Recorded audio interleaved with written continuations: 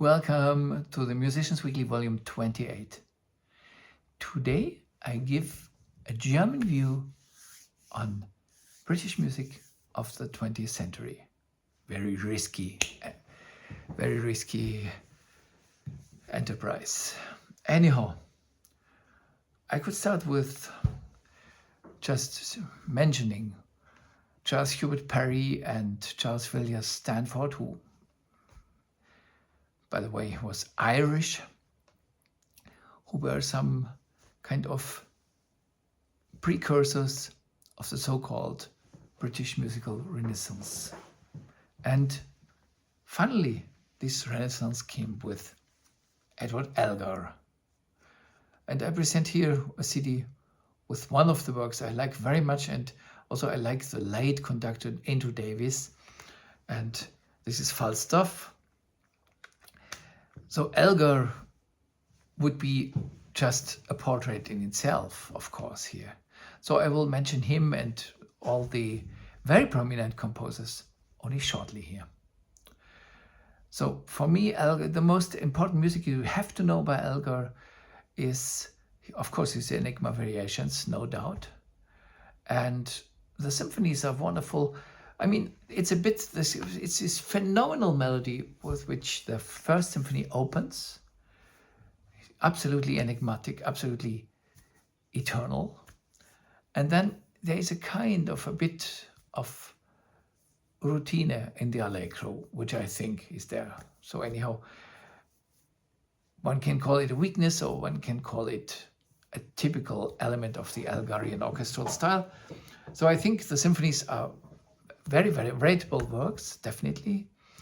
I would say that one should know the violin concerto, which is of an incredibly filled of thoughts, of melody, of orchestration, of harmony. It's a work so incredibly rich. And of course, a very long violin concerto, one could say. But I think it's always worth investigating it, playing it, listening to it. The cello concerto is much easier to approach. It's much shorter. It is very melancholic. He had lost his wife before, and so it was a kind of farewell, a kind of swan song to his orchestral music. I like the string quartet. I like also the piano quintet. And of course, the early string serenade is very beautiful. We have this phenomenon of nostalgia in his music. We can call it kind of lost empire, glory, the nostalgia maybe of a whole nation. And then, of course, we have these choral works, mainly The Dream of Gerontius, but also The Apostles and The Kingdom and so on.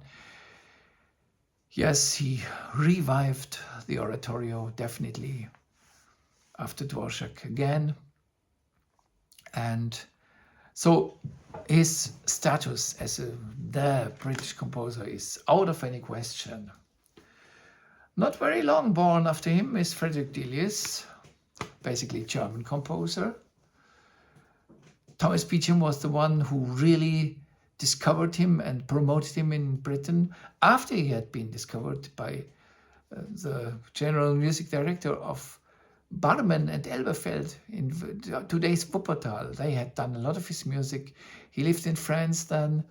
His music is the British Impressionism, we could say, and it's absolutely worth investigating anything by Delius. I mean, mainly he's not a very rhythmical composer. He's more a composer, a cloudy composer, and full of wonderful atmosphere. So also Delius would be a portrait in itself, as would be Ralph Vaughan Williams. It's very difficult to mention the main pieces by Vaughan Williams as well. I would say that the symphonies number 4, 5, and 6 make a fantastic entry into his music. And of course, this Oboe-concerto, which I just showed here, it's this kind of extremely pastoral music. He loved the Dorian mode, and all the symphonies are well worth listening. And of course, I particularly like one of his great hits, the Fantasy on a Theme by Thomas Tallis for double string orchestra. a wonderful work melting his love for Tudor music with some kind of contemporary post-romanticism. Then there is Gustav Holst. He is underrated. And of course, this is his Planets in a phenomenal performance under Andrew Davies. His Planets are the only work that are absolutely there, but they are taken as a kind of pop music, which is totally wrong. It's fantastic music of musical symbolism, I would say. And it's one of the great pieces of, we could say, of ostinato music for a large part of it. And it became very popular, and it is still very, very popular. It's loved to do it in open air concerts. So, of course, there are other fantastic pieces like Choral Symphony, Mystic Trumpeter, Egdon Heath for orchestra, the Benimora Suite, and so on. There's a lot of fantastic music by Holst, who was extremely interested in Far Eastern and Indian music, and he was a forerunner of many, many other composers who later came with, we could say, analog ideas. Then there is Donald Francis Tovey. He absolutely was not only a brazen romantic, but a real conservative, a real classicist. There's here his cello concerto written for Pablo Casals. With Pablo Casals, there is also a recording which has very bad sound, but it's wonderful, extremely large dimension cello concerto. I mean, here in the recording, which is not optimum, it's almost 1 hour cello concerto, and it is an incredible piece. But there is the symphony, there is the piano concerto, there are 2 phenomenal string quartets, and also a variation set for string quartet, and a lot of chamber music that is worth doing again. Of course, music very much inspired by Brahms and by all the aesthetics which were so close to Tovey, who was mainly an excellent writer on music. Then there is Havergal Brian. The story of Havergal Brian is absolutely unique. I mean, he became 96 years old, and he was around 70 when he went to the BBC. He met Robert Simpson, and suddenly there was somebody who trusted in his music. And there had been no symphony by Brian performed before. Also not the Gothic, which is his Guinness Book of Records, magnum opus, Symphony No. 1, originally counted as Symphony No. 2, but then became Symphony No. 1. And when he met Robert Simpson at the BBC, he was already some 70 years old, and Simpson promised him that he was producer there, and he would arrange that every new symphony he writes will be performed.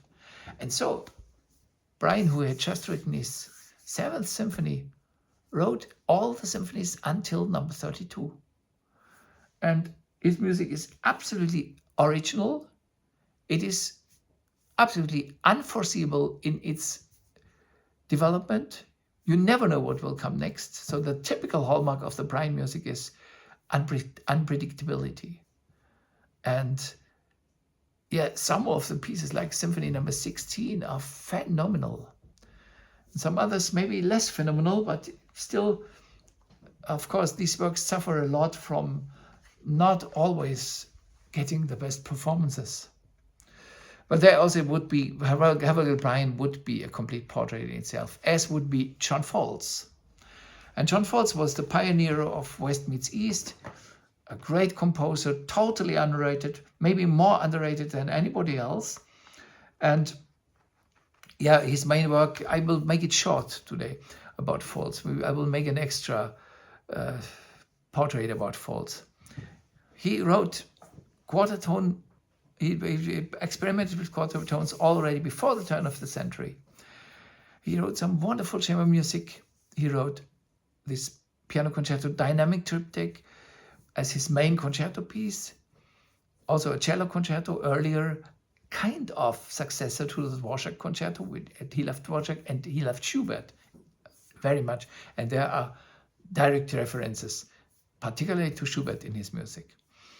And then his main orchestral work is the 3 mantras from Avatara, which was an opera about higher consciousness. And he left it unfinished because coming to the highest consciousness he wanted to put into music, he saw that it's not possible to do a whole act of an opera about it. So he only kept the preludes to the 3 acts, and so these are there, and these are the mantras. And then there is 2 Pasquinades symphoniques and a lot of wonderful music. He did a wonderful, seemingly wonderful, what I saw, but I could not see the whole work, orchestration of Schubert's Death and the Maiden Quartet, which he called Death and the Maiden reimagined as a symphony. He wrote this book, Music Today, in 1932, describing all about also Indian music and doing vignettes about other composers, very visionary work. And finally he went to India with his wife, and he had written Indian music before, and in India he became European music director at All India Radio in Bombay. He met Walter Kaufmann there, who was much younger. And then he moved to, he founded the Indo-European Orchestra and put Indian musicians together with Western notation. And he made this radio series, Orpheus Abroad. And his life is like, it's like this Hollywood movie, basically. And then he got the possibility to move to Calcutta to do some work there, and he was warned before by people who knew it, and they said, don't go to Calcutta. He went there, and just after arrival, he got tropic cholera and died within, I don't know, a few hours. It was horrible, and his wife survived. She became the first female sannyasin there in northern India. And she later wrote a book under this name. It's totally fascinating story, all the thing. His wife, Maud, she was a pupil of Joseph Joachim. She was a phenomenal young violin virtuoso, and then went to India in the 1910s, in the early time, together with some suffragettes there, and studied Indian music and had an incredible fast development, learning all this. The Indian masters could not understand how anybody could do it in such short time, get it to such incredible perfection. And she returned, and then they met. And from there on, they were a couple, and they worked together, and they had these states of clairaudience, they called it, where they received the same melodies sitting in different rooms. So the whole thing about Folz is absolutely marvelous. And so if I can give you some idea, listen to the 3 mantras and listen to the dynamic diptych for orchestra, and listen to some of his chamber music. There's not very much there to listen.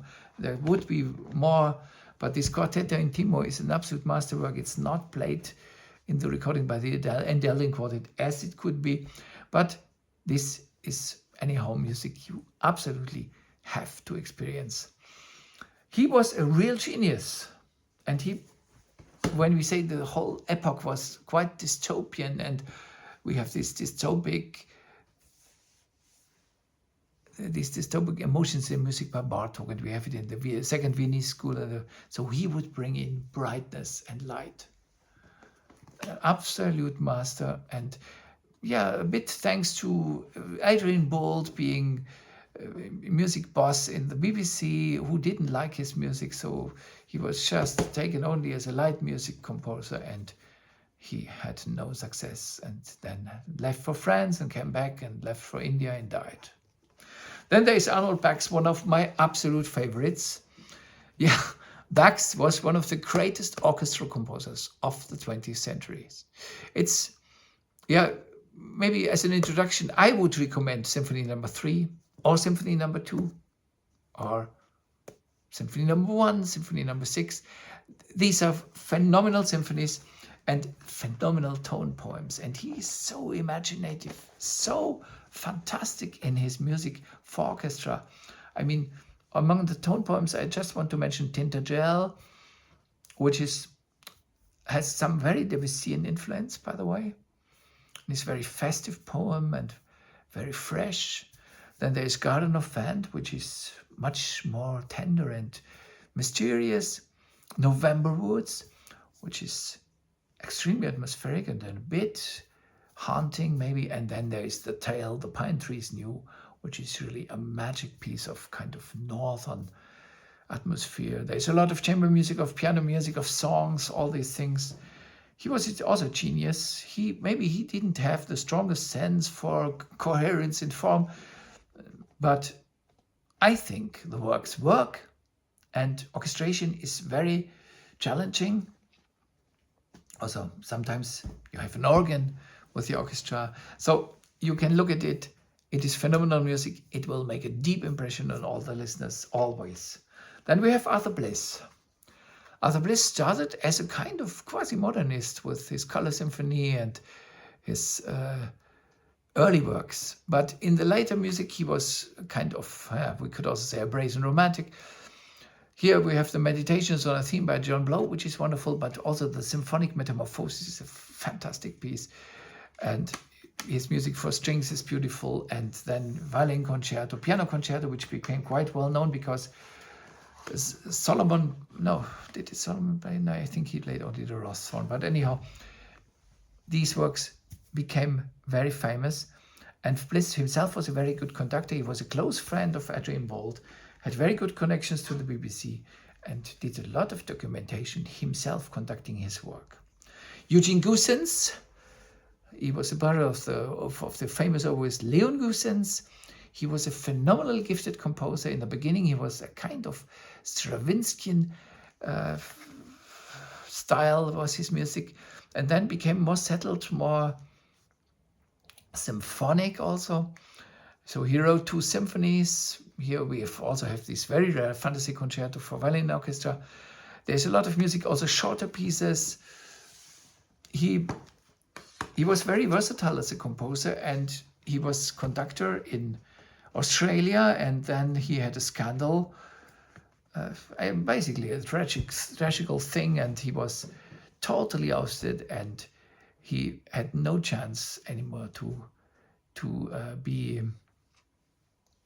become a normal artist again. He had this etiquette of being persona non grata. Ernest John Morin, absolute genius to my opinion. Here we have the G minor symphony, which has some very close ideas with Tchaikovsky's Pathetic Symphony. This is one of the most fantastic symphonies in a kind of Sibelian field in the UK. He had a very strong, like Bax, he had a very strong connection to Ireland. Like Bax, he had a very strong weakness concerning alcohol. He wrote some marvelous pieces apart from the symphony, wonderful string quartets, a violin concerto of absolute first rate, a cello concerto, which is also absolutely phenomenal, and some more music for orchestra, a serenade, a sinfonietta, and so on. Ernest John Morin, also definitely too unknown for what kind of a great composer he was. Then we come to Edmund Rubra, symphonist. Some people think the music is boring. I don't agree. The music is very symphonic and very large in its developments. And I think he is one of the most interesting symphonists of this time. He's born in 1901, he died in 1986. I have a book where Murray Schafer is interviewing British composers about how they compose, and he brings Rubra really into a kind of defense situation that he has to justify why he composes in such an old style. So anyhow, it's a wonderful old style, and it's not really old. Of course, there's a lot of Sibelian thing also in this music. There is, apart from the 11 symphonies, a wonderful violin concerto, a wonderful viola concerto, and for a piano, and 4 string quartets that are wonderful, and a lot of other music, also choral music, which is quite well established. But basically, he's also too unknown. And I think his strongest symphonies are the shorter one movement symphonies, or the last one at least is in one movement. The shorter symphonies, number 10, Symphony da Camera, and number 11. And I think he's one of the finest British composers, but he is very unspectacular, to say so. The opposite is William Walton. His first symphony is absolutely still one of the most played symphonic pieces of British music. And it is right. So the final movement is weaker than the rest, but the first three movements are phenomenal. And it's not the only thing. Belshazzar's Feast, the oratorio, or short oratorio, is also a very riveting work. Of course, we have the violin concerto for Jascha Heifetz, the cello concerto for Piotr Gorski, and the Sinfonia Concertante for piano and orchestra. We have a lot of very sparkling music, like the Portsmouth Point Overture. And we have this early Facade, which shows him in a more modernist manner than all the later works. There are these Hindemith variations that are very interesting. So he is a composer still, now maybe he's better known than really being present in concert life. Constant Lambert, he was very short-lived composer, 1905 to 1951. The Rio Grande, at the Rio Grande, they dance no sarabande. This became famous nonsense.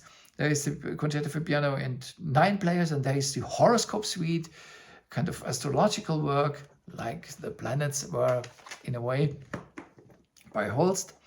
And Constant Lambert is a composer who is sometimes played and who is always worth playing because it's a music with a quite spontaneous and even kind of innocent quality. Alan Rawsthorne is much more complicated music. He wrote these 2 piano concertos, among which the first became very famous because it was played by Solomon, and it was, it became one of these pieces where nobody would have expected that they just get so well known. He also wrote 2 violin concertos that are very beautiful. And he wrote a lot of orchestra music and also chamber music. And yes, the music is maybe not that easy to grasp in its essence always, but I think he's a very fine composer. Much better known is Michael Tippett. I prefer his earlier music. The later music is more constructed. There are 4 symphonies, there are 5 string quartets, there's a tribal concerto. There is a lot of interesting music by him. The piano concerto here played by John Ogden. Michael Tippett, also the music, the opera, the Midsummer Marriage is one of the most interesting operas in 20th century British music. And there is this Divertimento Salinger's Round, which is really a wonderful piece. Also the Corelli, what is the name? It's I think a double string orchestra work on some theme by Corelli and such things. Mostly these are the earlier works in a kind of neoclassical, but at the time very fresh style that are most fascinating by him. For me, a fantastic composer is the Romanian-born Francis Chakrin. I mean, Francis Chakrin makes no sense as a word, so we called him Francis Chakrin. And he was born the same year as Tippett, the same year also as Rawsthorne, as Constant Lambert, Rawsthorne and Tippett, all born in the same year. And Chakrin we have here with 2 symphonies, which are surprisingly good music.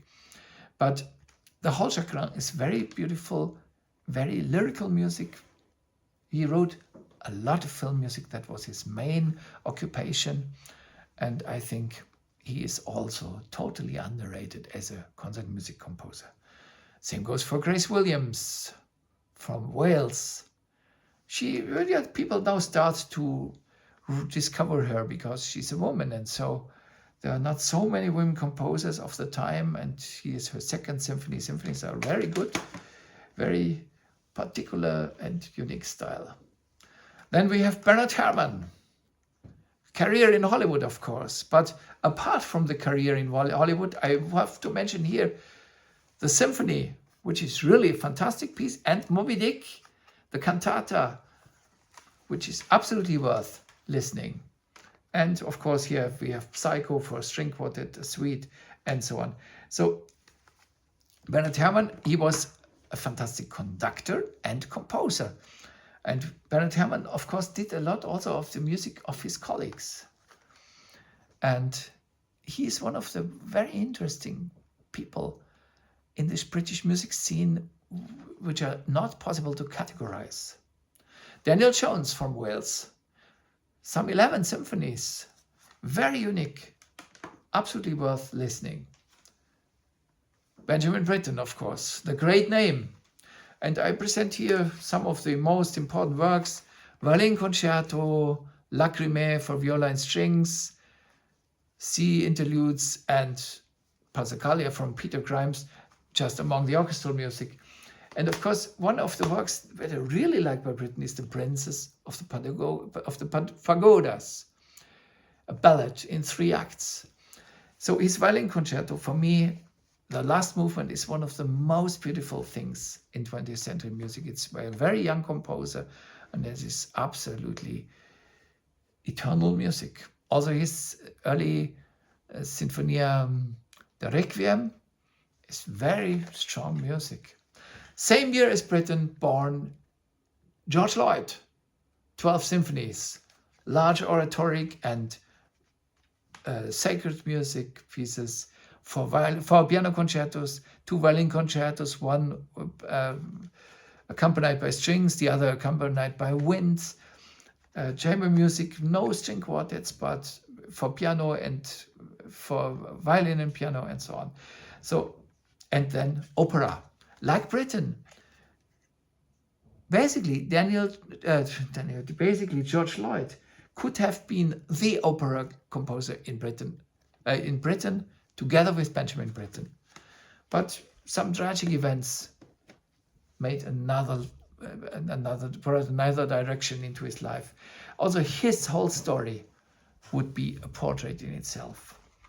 Then we have Harold Truscott, mainly known as a writer, for example, a book about Franz Schmidt and contributions to Penguin Guides and so on. But he was a fantastic composer in this symphony, in the suite in G major, and his wonderful elegy for string orchestra.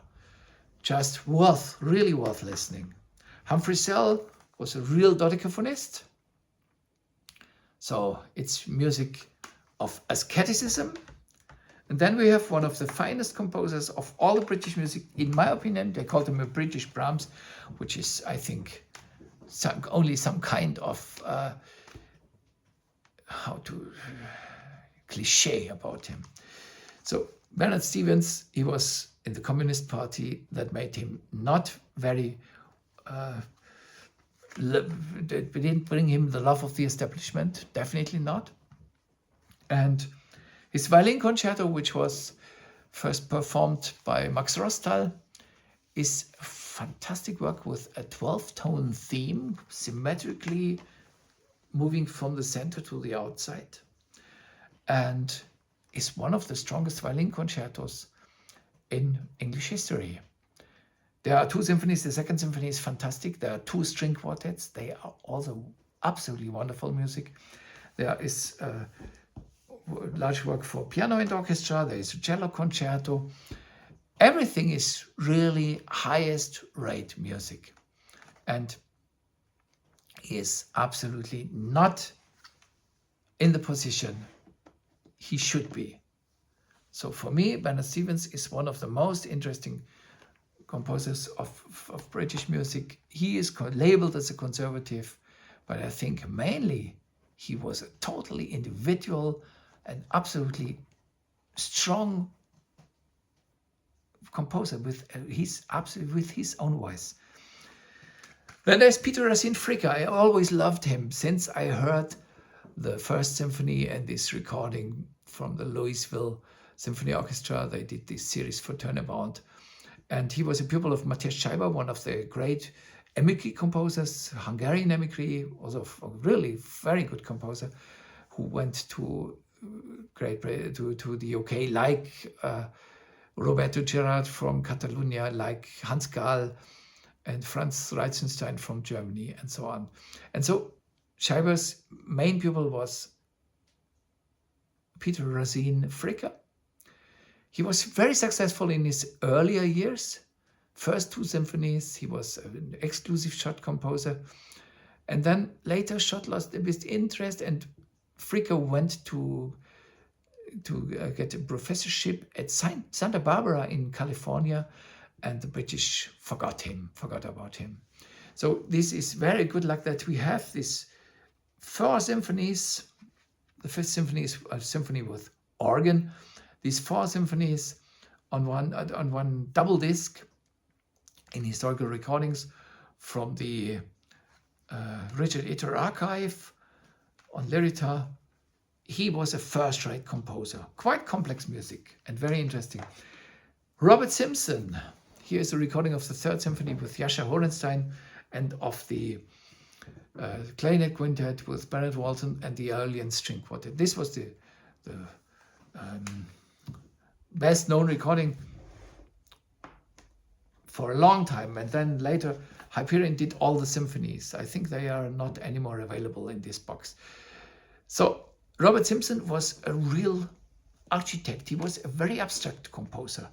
He was a phenomenal musical mind. He would introduce Bruckner's music, also Beethoven's music, Nielsen's music, also Sibelius' music to the British public as a producer and as a commentator on BBC.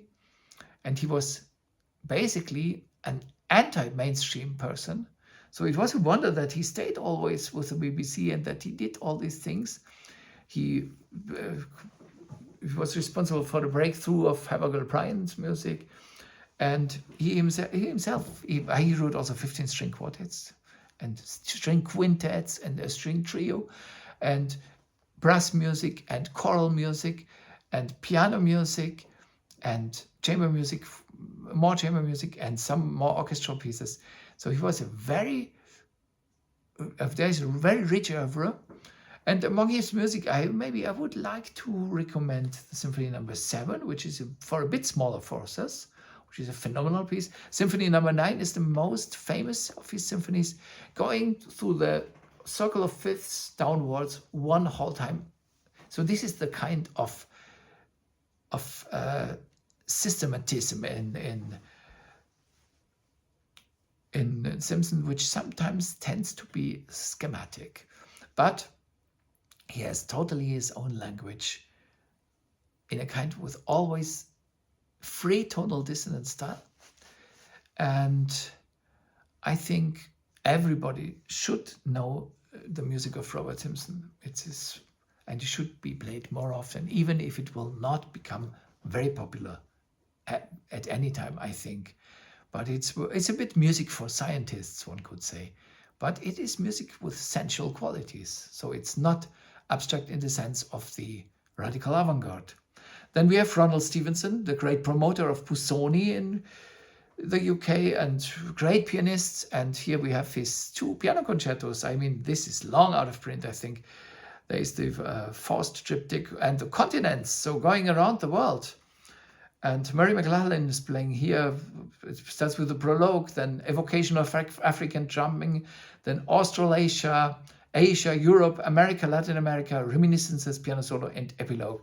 In the booklet there are further details. Olympia label is long, for a long time now has vanished, but of course, there's all the piano music by Stevenson. It's much easier to get hold of it, but this is really something special. Then a composer I particularly love is Welsh composer Alan Hodinott. Quite harsh language. I think a very remarkable and great symphonist as is with 3 symphonies, William Matthias. These are absolutely under the radar composers. And then, of course, we have later composers, which I like very much, is the Matthews brothers, Colin and David Matthews. David Matthews, more a kind of, could say, traditionally oriented, and Colin Matthews, long time more modernist orientated, but absolutely music, not abstract avant-garde. And for a long time, we didn't hear anything from Colin Matthews, by the way. But David Matthews always comes out with new works. He has written, I think, 9 or more symphonies and so on. Then we have only recently discovered Steve Alcock, living in France. David Hackbridge Johnson, absolutely remarkable master. Then we have these called neoconservatives, John Pickard. He wrote some very good works. I particularly like his earlier orchestral works, which have also some tone poem qualities, like contemporary Richard Strauss a bit. Then we have Matthew Taylor, pupil of Robert Simpson, and also a close follower of Vaughn Holmboe, who was a kind of Simpsonian pendant in Denmark. And we have Adrian Williams, very interesting composer, and we have now already in his 70s, Philip Sawyers, symphonist, also just recently discovered, thanks to particular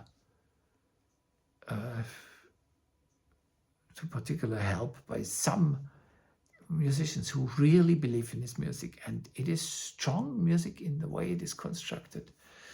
And of course, there is a lot of music I did not mention. I didn't mention now the avant-garde. I didn't mention Peter Maxwell Davies. I didn't mention strict dodecaphonist Alexander Goer, Harrison Birdwhistle, Simon Holt, and so on. But this was not the idea to mention these. So it was more an idea to mention composers up to Hadinat and William Matthias and all the composers before. And if you wish, I can do something about some of these composers in particular, or about some others also. But this is just an overview from a German perspective. So I hope you enjoyed it, and you are welcome to comment it. Thanks for listening. All the best.